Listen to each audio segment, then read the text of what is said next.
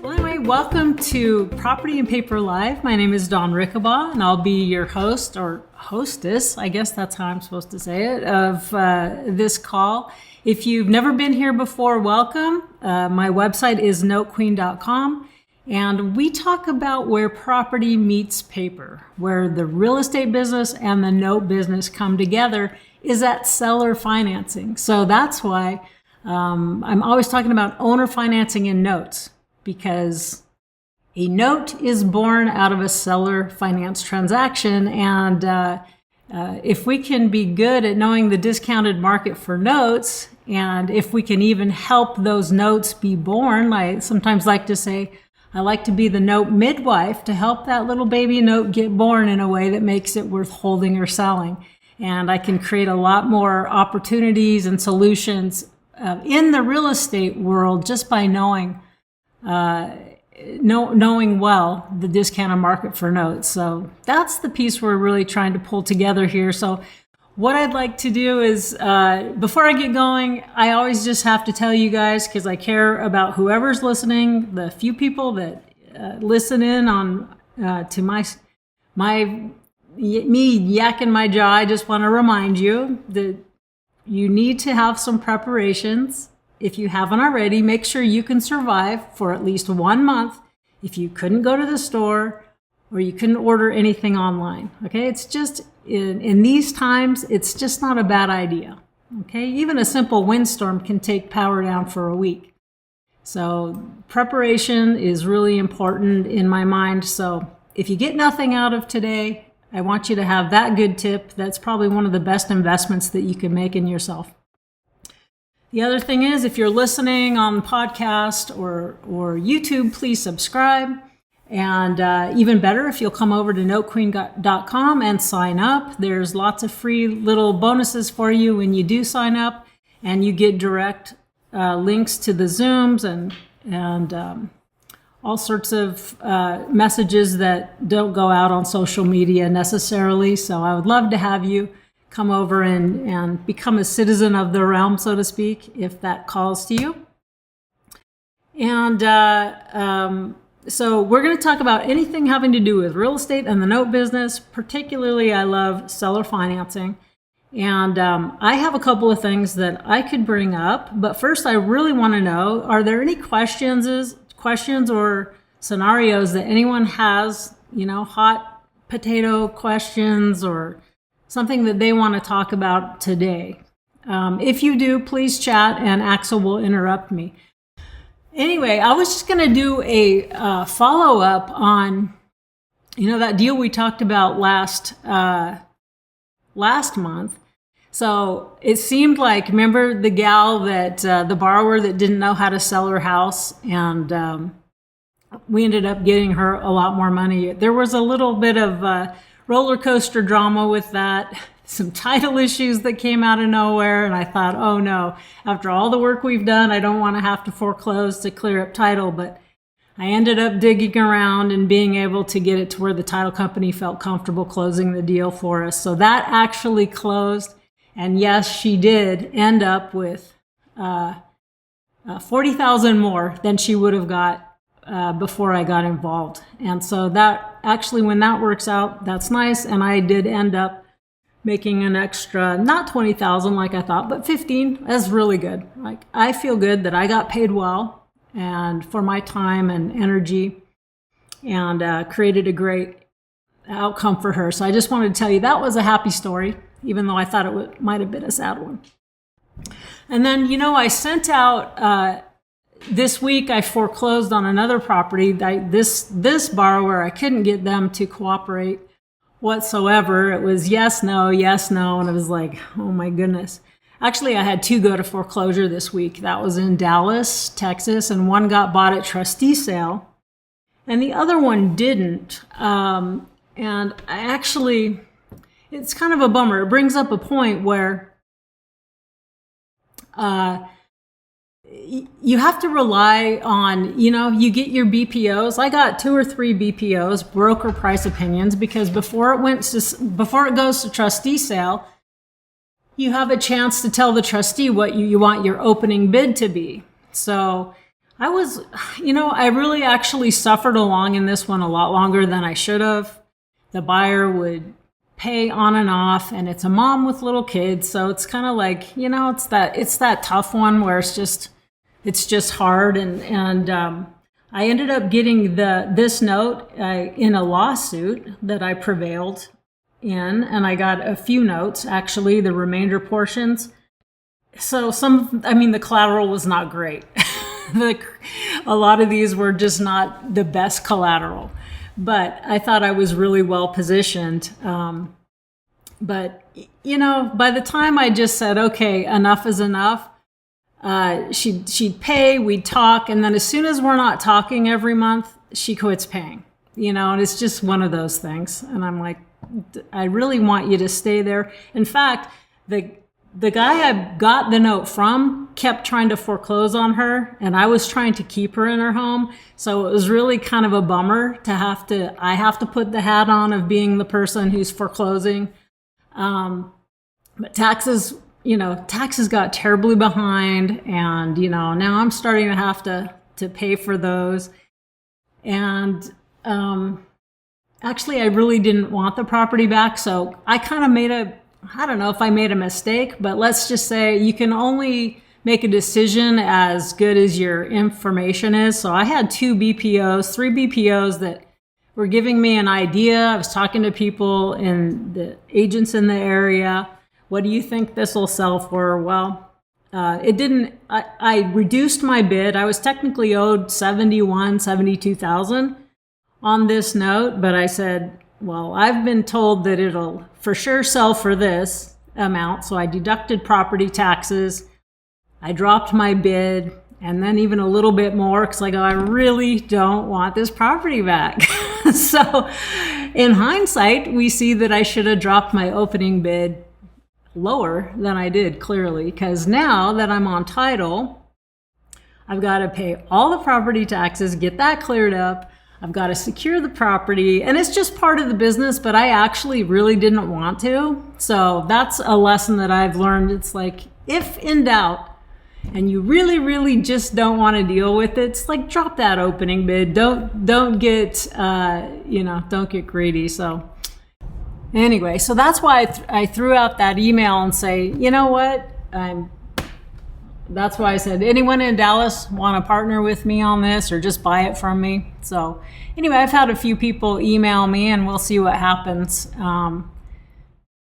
But I was actually hoping the guys that bought the property down in Orange, Texas, where we just closed that other deal, I was hoping that they would go up in Dallas because I like them, and I'll carry paper on the same, set up the same kind of deal we did on that last deal. But I think they're pretty busy and scattered all over Georgia and Texas. So what'll end up happening is I will probably either just sell it to someone for cash and just, take an offer that makes sense, leave some meat on the bone for an investor, or I'll just say, hey, take care of the taxes and I'll carry it for you till you turn it back around, make the acquisition financing pretty attractive. So that's kind of what I'm thinking on that. But, I don't know. You got to think of forced place insurance. And then when you're just like an independent person, you don't have an umbrella policy. It just gets more complex if you're just trying to get one-off forced place insurance and things like that. So I always believe that things are working out for my highest good. I think there's going to be a lot of some good collaborations, and I've been able to talk with a lot of people that are in my group and in my sphere of influence. So that's always a great thing. So I'm sure it'll work out, just fine in the perfect and right way. But I really was disappointed when I ended up on title to the property. So I will say that. Okay, so I got an interesting email and I wanted to bring it up because I'm always talking about owner financing since that's my favorite thing. This was really interesting. So this is someone who's an investor and a lender, even licensed mortgage broker. And so she put this deal out, and I thought it might be interesting for us to talk about. She said, so I had a client who wanted a land deal, which after talking to her lawyer sounded too risky. So basically, I guess what she's meaning here is that they came to her for a loan against land that she owned. Instead of doing a note loan for her in first position, I had her sell me the property for 50% of its value. Okay, so this, I can't make a loan, but she's saying, how do I structure this so that it's less risky for me? And I won't get in trouble with Texas law, California law. So I gave her the money, right? She bought the land for 50 cents on the dollar and did a lease with the option to repurchase at just over $1,000 the purchase I bought it for. So I'm assuming if the land is worth $100,000, she bought it for $50,000, and she gives the owner the option to buy it back for $51,000. So that's what I'm getting so far from this email. And she says, why would I do that? The contract was written with an addendum that said not only would she pay all closing costs for the sale, but on the option repurchase, so she pays both sets of closing costs, right? And that she could not, it's like a prepayment penalty on a lease option, which is kind of weird. And I'm not advising you. I'm not a lawyer, and I'm not sure if this is legal, but I thought the thinking on this was interesting to chew on. So she could not execute her option to repurchase until 3 years from the sale. So we really kind of have a disguised loan on this with a prepayment penalty. You cannot exercise your option to buy it back for 3 years. Lease payment works out to 24% return on investment annually, meaning 72% over 3 years, and that's only if she executes her option in 3 years. If she doesn't, I'll keep it forever at 50 cents on the dollar. She said, it's better than a note because I don't need to foreclose. I own the property. The burden is on the tenant to repurchase and comply with terms of lease and option agreement.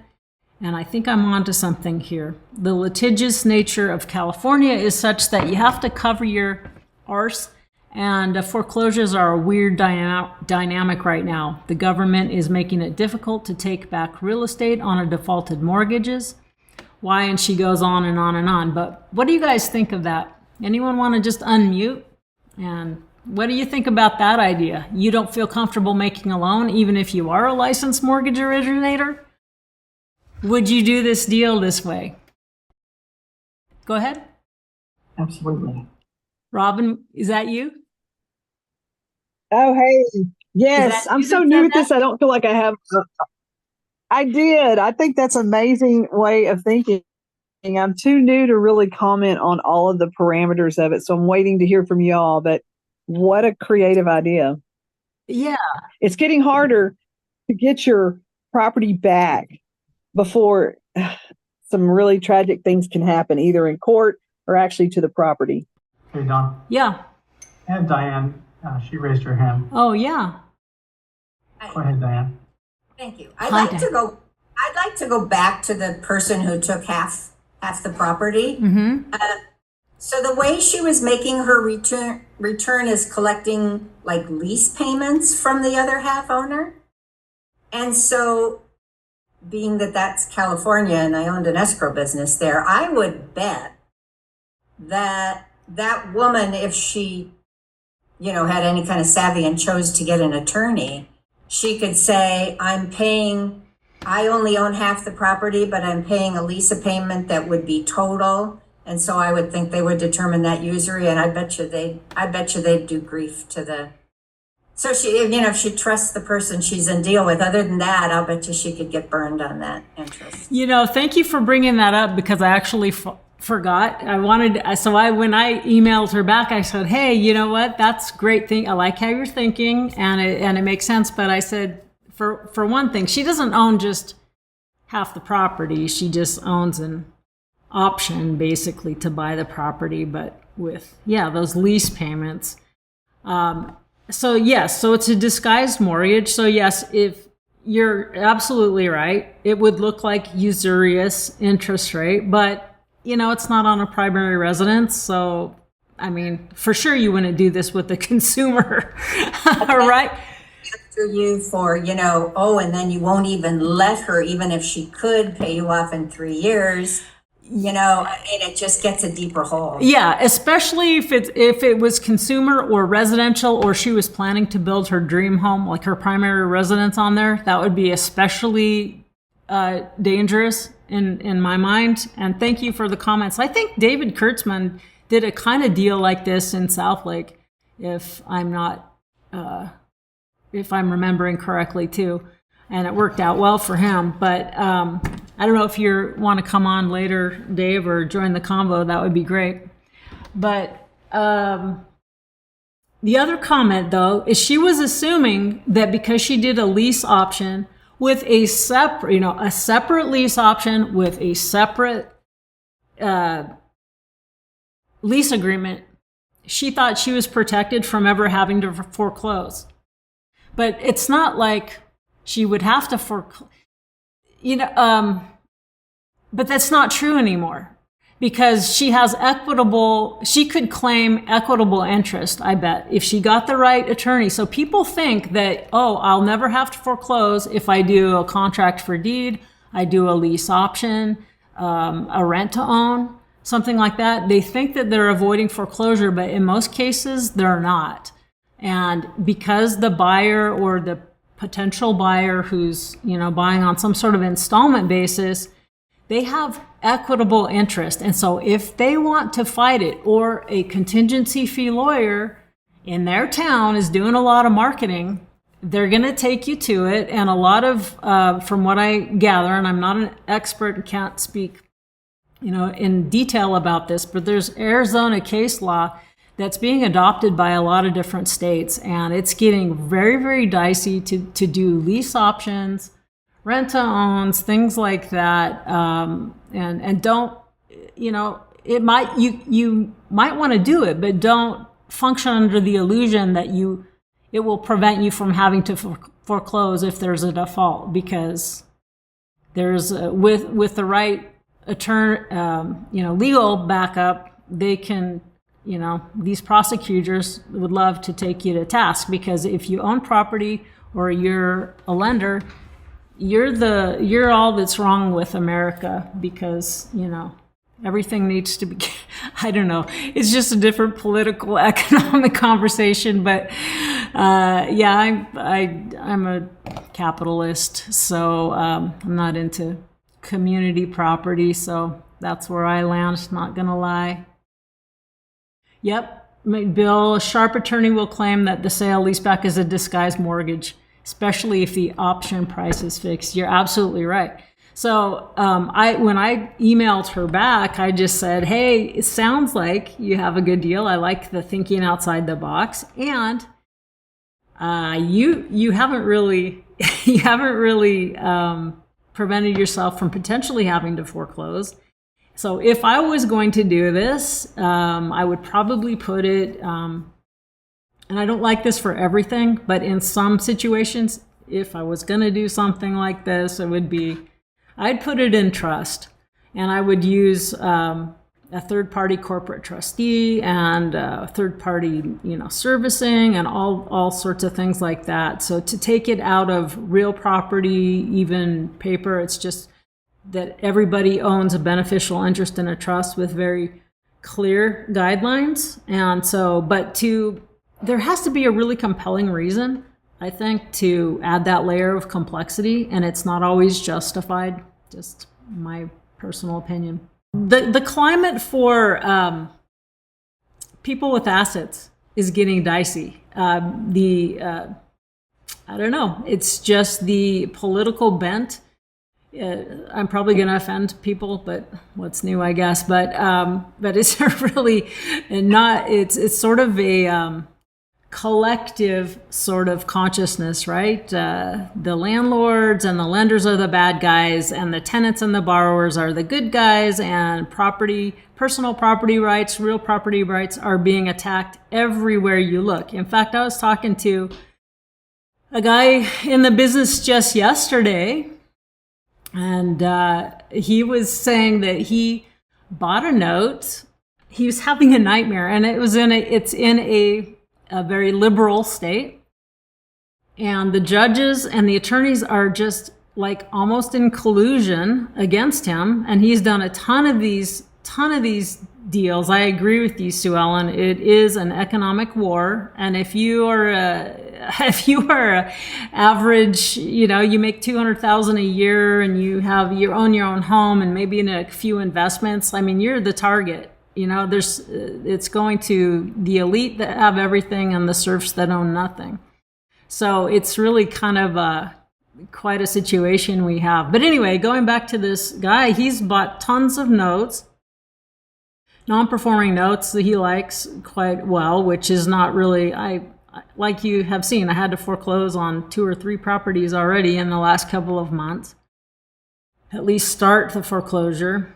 And anyhow, so here's these people that he bought a note that was originated back in, I think, 2010. And I think by 2011, they might have paid 1 year on this mortgage. I think the origination was $54,000, and then they quit paying. And I think that was IndyMac, I want to say, and IndyMac went out of business. So all this time, the borrower just got to live for free. Of course, if it was just a $54,000 loan, I'm not sure the value of the collateral. But it's just wild that, so they got to live for free, that's 10 years, 12, 13 years, 14 years now, going on 14 years living for free. He buys the note, sends him a thing saying, here, let's work out some payment plans. Here's technically what you owe. He gets dragged into court, and he thinks it's some New York lawyers that have come down into Virginia. That's quite liberal. And they're using all sorts of dirty tricks and CFPB now to basically just go after him, as if he's the bad guy, and he's like working, he's being actually threatened. Hey, we're going to really take it to you, and, we expect you're going to pay us $99,000 to settle, or almost $100,000, and we'll settle for you. We won't drag you through court. But anyway, he's having to pay $800 an hour to defend himself on this little $54,000 note he bought. The collectible amount is like $148, but he always drops it down and makes it affordable for people. But he's the big bad guy, not the people that have been living for free for 13 or 14,000, years. He's the bad guy, and they're just making him pay through the nose. So it's getting really dicey, especially in liberal states. And even owning real estate, we have got more rent control. We've got discrimination laws. I mean, even you're discriminating, at least in some areas, if you even dare to ask the source of how someone's paying for their rent. How dare you?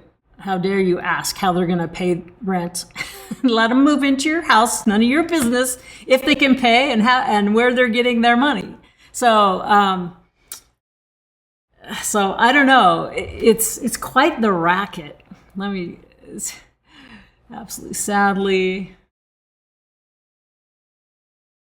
Yeah, foreclosing. I think it's extortion, right? Or is that true, Bill? Oregon is that way also. Yeah, so Oregon. In fact, someone brought me a note too in Oregon, and I'm like, I don't know, So, no background check. Yeah, anyway, so in some areas I'm actually here, Dawn. Pardon? I'm on the phone. I'm actually here. It's Sarah. I'm on the phone. I'm listening in case you didn't know that I don't know who's on the phone or not. I didn't think I was going to make it, but thank you so much. I just want to let you know. Oh, well, thank you, Sarah. Thank you for joining. Anyway, I'm just saying, that I still think being a lender is better than being a landlord in these things. And a lot of people should consider the possibility of converting a portfolio of real estate into portfolio of notes instead. A lot of people who really are in the know about it actually plan to do that all along. They work really hard. They build up a portfolio of properties, then they get tired of managing, they get them paid off, and or their health goes down, or they want to relax and enjoy their grandkids and travel. So they end up just doing owner carry. But think about this. The banks, they really get made whole, right? In the first place, when the bank made a loan, they didn't really lend anything they had. They made some adjustments in their digital ledger, and they created money out of thin air to make this loan, right? Then it goes bad, and they secure it. So they have pretend money secured by a real property, right? So then it goes bad. Then they sell it. Oh, great discount. Oh, didn't they take a great discount and sold it to, a mom and pop or a small hedge fund or a large hedge fund? But they really get made whole because of their insurance. So the bank really gets made whole on money that they didn't get, but they didn't even lend it in the first place. But the person who put up the money to buy this note, this bank paper, they actually did put up money they earned, right? And then now all of it, especially in the liberal states, and this could spread, so it's just something to think about. Now they're going to make that guy that bought the note at a discount into the sleazeball that's trying to get at people. The bank got made whole on money they didn't even loan in the first place, digital adjustments. And now they're going after the mom and pop people in some of these states. So it's really, you really got to watch yourself, and you should get counsel if you're going to be buying, especially if you're buying non-performing notes. It can be really dicey. Well, for one thing, you got to make sure it's serviced by a licensed servicer. You don't want to get caught servicing your own paper, that's for sure. It's just interesting that I think it's still pretty safe for, so far, it seems to be pretty safe for a mom and pop investor to carry paper on their own property, especially, but I would just do you dot your I's and you cross your T's. You make sure that the buyer has gotten underwritten. You send them to underwriting and make them pay for their own underwriting, which is a licensed mortgage originator that's going to run them through the debt to income, ability to pay, and just say, yes, they make this much. Yes, this is what they can afford. These are within, federal guidelines, state guidelines. So you just want to cover yourself on these things. So make sure the buyer is underwritten. I have this on my resources page, notequeen.com/resources. If you didn't catch what I just said, just always know that I keep a ton of information there under the resources page, totally free. Anyhow, and also do not service your own paper, and don't close without a title company. Do not close without a title company. Make sure you have a lender's title policy. Make sure you're the lost payee mortgagee on the note. And send it to a licensed servicer right from escrow. And not only will that keep you clean and simplify your life, if you ever decide to sell the note, the things that we just said are going to maximize the value you can get for your note, because you can sell a $200,000 note for $180. Or if you don't do it well, maybe 100. And if you do it really badly, maybe no one will buy your note at all. They won't pay a dime for it. So it's very important that if you're a mom and pop and you're going to be the bank, which I love it, and I'm the bank all the time to people. I love rolling out my exit strategy on real estate assets I love being the bank. Sometimes I like the cash, but mostly I like the income. The things to do to create a note that's worth holding are the things that make it worth selling as well, right? So it'll greatly minimize the discount that you'll take if you need to sell all or part of the note for cash. I want to just advise you, if you're on my email list, and if you're not, get on my email list if you care. I just finished a little ebook because what we have is an educational problem. The only reason that people don't do owner financing is because they don't know about it. And so one of my goals with my Note Queen brand is to raise the level of awareness about seller financing as an exit strategy. And so I wrote this little ebook that's just what is it, who should consider it, and why, what the benefits are. And it's called The Boomer Real Estate Rescue: How to Double the Income You're Collecting in Rent. That's loose. Sometimes it's a little less, sometimes a little more, depending on your collateral, or your property.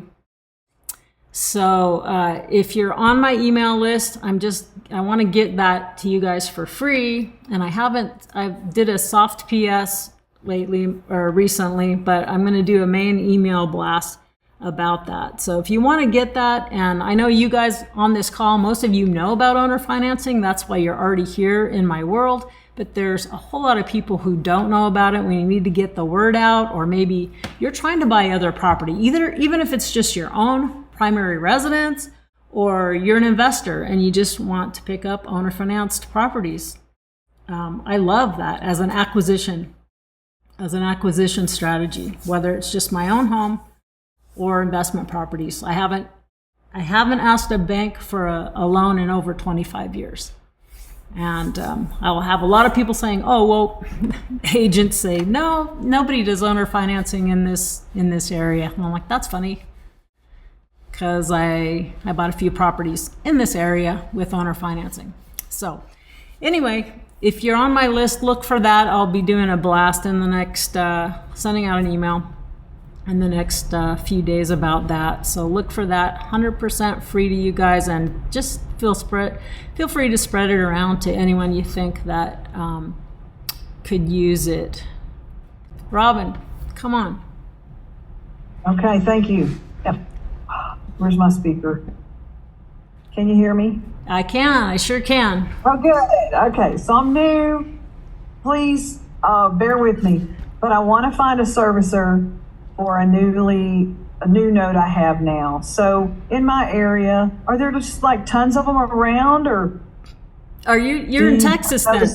Is your note in Texas? Yep. I use August REI. I'm sure there's many, and if there's other people on the call that have favorites in Texas, because there's national ones too. The national ones I'm currently using are Madison, and Evergreen has a few. They're not national, just because they used to be in Nevada. August REI. Is it Texas? In Texas, and I want to say that they do credit reporting to the credit bureaus, and I want to say that's one of the reasons I picked them, because then that helps, if they pay as agreed, that helps the borrower improve their credit score, so that if they want to be able to refinance at some point, they're able to. Right? Perfect. So thank you. I want to say that's true. I actually heard that name dropped at Tom's seminar. Yeah. Now, no servicer is perfect. I have a love-hate relationship with all of them. They're going to be good at some things and not great at others, or in some instance, mostly maybe they can be great, and then they'll really flub things up around something that just creates a big headache, and then you can't get anyone on the phone because they're too busy. And, then you wait 2 or 3 days for a response to an email. It's really freaking annoying. But anyway, but you got to have the servicing. So yeah, Okay. it was nice. I just saw an email, on my phone going on that deal I did in Orange, Texas. You just got your deposit of, it was just shy of $40,000. That was nice. Yay, money in the account, okay, well then it's a problem. Okay, now what do I do with it?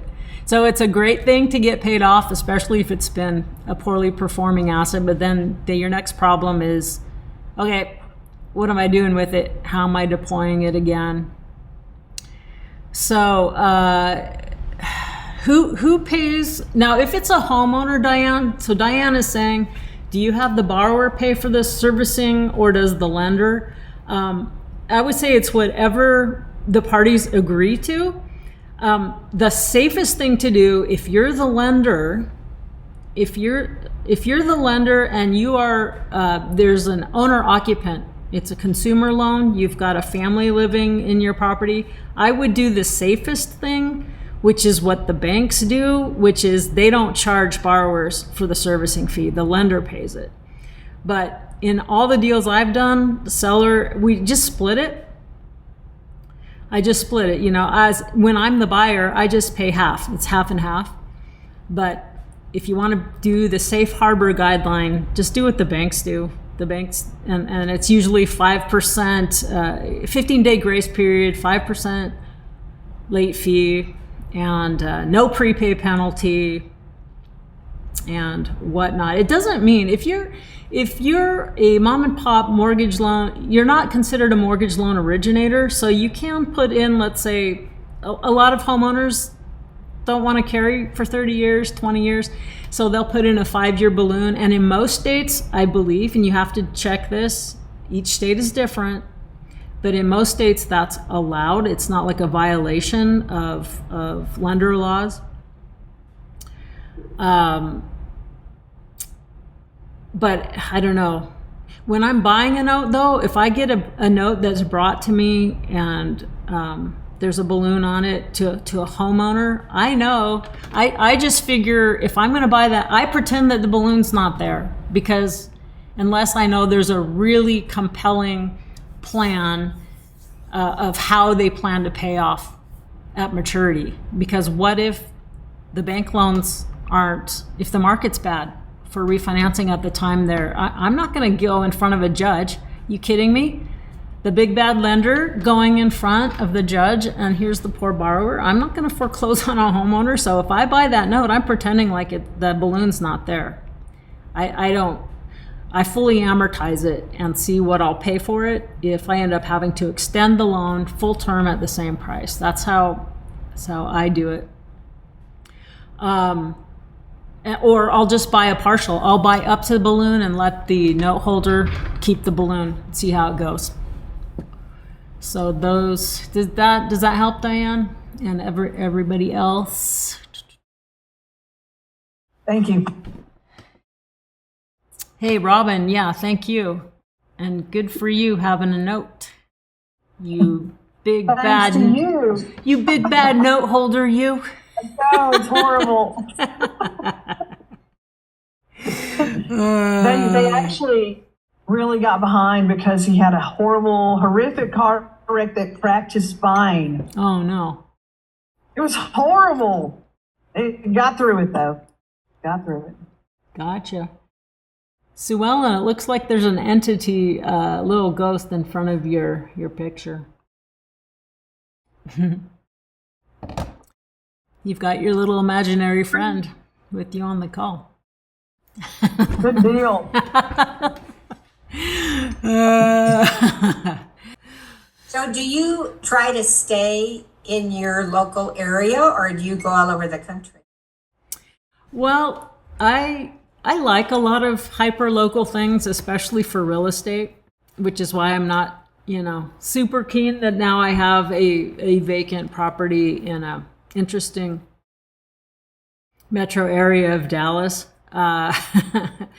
But for notes, I mainly stayed trust deed states. I don't like the mortgage states because and I don't like the states where there's a redemption period. 6, 12 months where you foreclose and you have to just sit on the property sitting vacant till the redemption period. So I don't like that.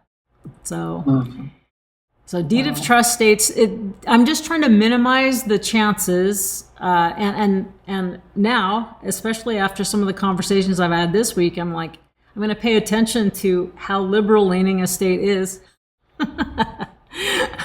Right. It's just interesting. There's all sorts of benefits. You just have to avoid the pitfalls and be very careful about it. And that's never been more true. It's getting, more and more like that. So I don't know. Sometimes using the trust with, a corporate nonprofit trustee, it may be a safer thing in a lot of ways, particularly if you're taking any property subject to, whether you're buying or selling that way, I would put it in trust. It just seems like we can avoid some of the drama, but then it's just a little more out of the ordinary. So it's not perfect for every situation. Yeah. Can you ask for a judicial truncation of redemption if the property's vacant? I don't think so. You just got to sit there and wait and do nothing. And in the meantime, pay property taxes and insurance and secure the property and, hope squatters don't get in there, because if it's depending on the state, if squatters move in there, they might have more rights than you do.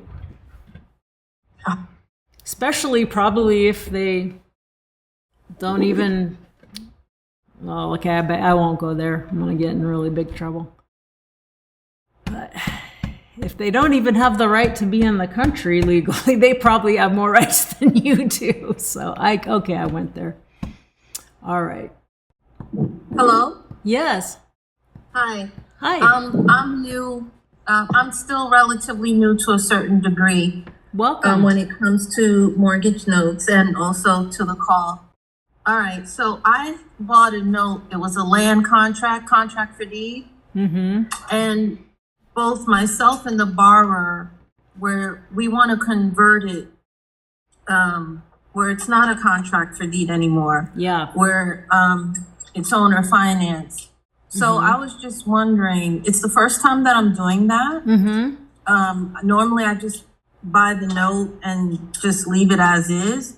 But the state of Illinois, Rockford County, what they do is if you don't, they give all the bills to you, the lender, instead of giving it to the homeowner. So that's one of the reasons why we want to convert it to an owner finance thing where I put the title in his name. I was wondering what other advice do you have as far as what I should put in the contract? You mentioned about, the servicer, normally the lender would pay the servicer. And we were thinking, is this a homeowner who's living in the property? Yeah, he's living in the property, yes. And he's pretty good with paying the mortgage on time. But the bills slip up because the bills are being sent to someone else instead of being sent to him, because it's a contract for deed, and that's how they do that in that particular county. Right. But what I want to know is what other things that I have in the contract, as far as what he should pay and what I should pay, things like that. I'm sorry about the background noise. I'm not alone. No, none of us are alone. You're never alone. Okay. Sometimes you want to be alone. So that can be a problem when you want to be alone and you're not. But so if any contract for deeds, deals that have come to me, I've generally wanted to convert them into a note and mortgage instead, or note and deed of trust. Just because I don't like being on title to the property. I feel like there's more risk being on title to property than there is being a lender. And it's just cleaner, if you want to resell that note, there's just a great market for notes. And so basically I would guess that you're just mirroring, you're just taking the same terms and just converting to a different instrument, correct? Or are you renegotiating the terms? Are you renegotiating? Or are you just matching and mirroring what the contract already says? Like, okay, he was paying $800 a month. Is he still paying $800 a month? Yes, I would keep that, the terms and how much he would pay a month. I would keep that the same. But I was just wondering when it came to fees and things like that, were there any fees that I should charge him that would be fair? If he's already been paying some sort of servicing fee, I would guess that's normal. But to be He hasn't. if it's a homeowner, the safe thing is to not have the borrower pay. But if they agree 50-50, I think that's relatively reasonable. I wouldn't be charging. I would have impounds for taxes and insurance. I would definitely do that, because it's really a pain to keep on top of property taxes and insurance if it's not just part of the monthly, prorated into the monthly payment. So if someone's getting behind, that it's for not just P&I, because they can be paying you every month and then you go to check and they haven't paid their property taxes for the whole year, or, insurance, it's due to be renewed and all of that. You got to just stay on top of it more. But so I would do, no more than a 50-50 split on the servicing and impounds for taxes and insurance. There's really no other fees unless you're going to renegotiate the terms, altogether and say, hey, if you pay a little bit more, you can modify the note. And I know Tom Henderson has 1,000,001 ways to take a cash flow and make it better for the borrower, but also amp up your yield. So as long as you're in the process, you might look at like, okay, how about if I drop your interest rate, but you pay $200 more a month? Now, provided he can really afford it. And there again, if you wanted to dot your I's and cross your T's, I would have him get underwritten by a licensed mortgage originator. So if you know of a mortgage broker that will do the underwriting on a seller finance deal, that's a really smart thing to do. If you don't, you can go to Call the Underwriter or some other equivalent of, national company that's in the market of servicing seller financed deals, underwriting those deals. That just keeps your nose clean, right? To make you look like you did everything possible. Like does that make sense? Did I answer your question? I can get off on a tangent, but I want to, what else? Did that work? Yes. Okay. Yes. But you said Call the Underwriter. Is that the name of a company? Yeah, you can go to my website, notequeen.com/resources, and get the direct link and see other industry tools and resources that I recommend. So if you don't get it when you're typing it in your address bar, go to my website. It's free for you to look at over there. Thank you. Thank you, Axel. Axel, put the link in there. I just put that in the chat. Thank you so much. Donald has his hand up. Okay, hi, Don. All right. One thing that I might suggest on this, because it's in Illinois and the transactions are handled by lawyers, not by escrow officers and so forth. At least they were 100 years ago when I left there. And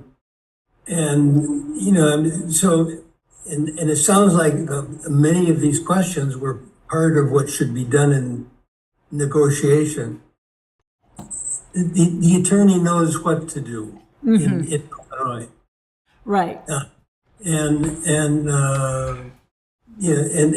part of what's being discussed right now is negotiation issues. Right. And so I like that. That's a benefit of having the attorney closings, is that, hey, you've already got his E&O insurance, right? He's bonded and insured, making sure that you are compliant with whatever state law is. So that's a good point. And it's kind of like, it used to be a lot safer to just, wild west it and do it on your own. It's just not that way anymore, folks. It's just not that way. everything seems to be a little more complex these days, unless it's not. But but in the real estate and mortgage business and the note business, things are a little more complex. You just if you are in the wrong place at the wrong time and you got an aggressive attorney trying to make a name for themselves, they can make your life miserable and actually, prevent you from collecting or even, managing your own property or your own paper. In fact, you might end up having to pay them. How's that? They live for free for 13 years, then you're going to have to pay them to get out of it. How about that? That's what New York contingency fee lawyers will do for you. And judges corrupt, I think, who are complicit. And maybe they've got a nice little side deal there. Shoot. Well, hey, Lilith, do you need an attorney recommendation for a closing or no? Sue Ellen says she's got one if you want to connect with her in the chat. But anyhow, we're at the top. Go ahead. Oh, I'm open to it. I do have one, but she's not. She makes a lot of excuses as far as like why she can't meet up. She has other things on her desk, so we're kind of like pushed to the back burner. So okay. I'm open to looking at someone. That to me is some red flags right there. Like, no. So go ahead. Are you in the chat? Can you connect with Sue Ellen before we close out the call? Go ahead there. Or you guys can email me if you don't connect there. I'll do it via email. Anyway, thank you so much. We're gonna wrap up the call for today, and I appreciate you for joining me. The reminders are, please come over to notequeen.com and sign up, get on the list. There's stuff that you're going to get, and there's a couple little nice surprises. Also, the Boomer Real Estate Rescue, it's the what is it, the why, the who. It's a great resource for you and for your possibly clients, friends, or sellers that you're trying to get to carry paper for you. So please watch for that email in the next couple of days and get that for 100% free, even though it took me a long time. Longer. You know what? Short things, just a little short ebook, takes a lot longer to put together than you would think. Anyway, but it was a really fun process, and I want you guys to have it. If you're on my list, I would love that. So anyway, I just want to thank you for being here and to remind you to go out there and create financial solutions, just one mom and pop to another. We'll see you next time. Take care. Bye-bye.